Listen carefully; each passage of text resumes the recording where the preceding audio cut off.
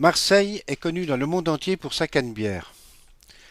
Perpendiculaire à cet axe, le cours Belzunce a donné son nom au quartier du même nom. Belzunce est connu pour son fameux Alcazar. Ce célèbre music hall a été transformé en une bibliothèque dont les vitres ont volé en éclats lors du match Algérie-Égypte au Caire.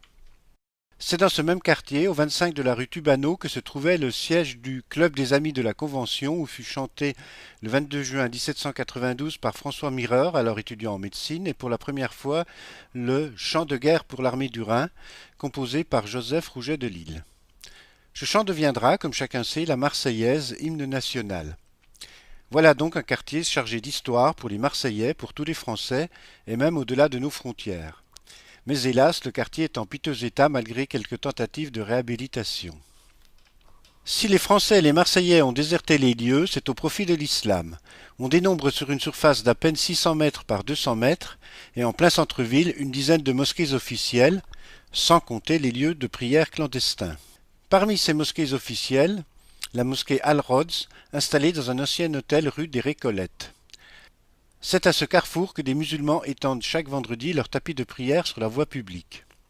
Et ils bloquent pendant 2 à 3 heures 200 mètres de rue, chaussées et trottoirs compris, en rouge sur cette carte. La rue des Récollettes est ainsi interdite aux non-musulmans et même aux non-priants, ainsi que la rue perpendiculaire jusqu'au cours Belzunce.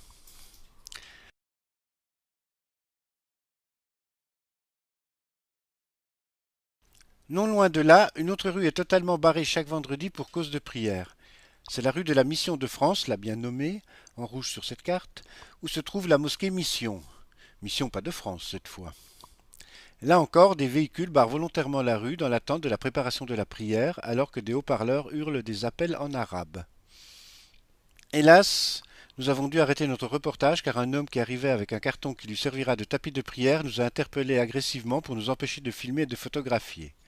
Mais ce n'est que partie remise.